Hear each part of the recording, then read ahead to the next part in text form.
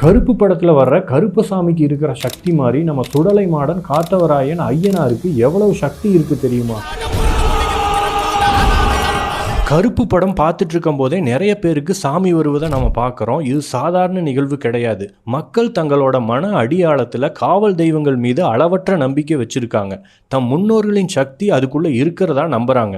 இன்றைக்கும் தமிழ்நாட்டில் பல கிராமங்களுக்கு போனால் எங்கள் ஊரை காப்பாற்றுறது கருப்புசாமி, ஐயனார், சுடலை மாடன், காத்தவராயன் அப்படிங்கிற காவல் தெய்வங்கள் தான் சொல்லுவாங்க. கருப்புசாமி கையில் இருக்கிற அருவாள் வெறும் ஆயுதம் மட்டும் இல்லை, தப்பு செய்கிறவனை விடமாட்டேன் அப்படின்னு சொல்கிற எச்சரிக்கை குறியீடு. காணாமல் போன மாடு கிடைச்சாலும், மழை வராத நேரத்தில் மழை வந்தாலும், தொற்று நோய் நின்றாலும், வீட்டிற்கு வந்த திருடன் பிடிபட்டாலும் காவல் தெய்வம் தான் காப்பாத்துச்சு அப்படிங்கிற நம்பிக்கை கிராமப்புறத்தில் வாழும் மக்கள் கிட்ட இன்னும் நிறைய அளவுல இருக்கு. உயரமான மரத்திற்கு கீழே அடர்ந்த காடுகள்ல, மயானத்துக்கு பக்கத்துல கல்வடிவ சிற்பங்கள்ல இந்த காவல் தெய்வங்கள் வாழ்றதா நம்பப்படுது.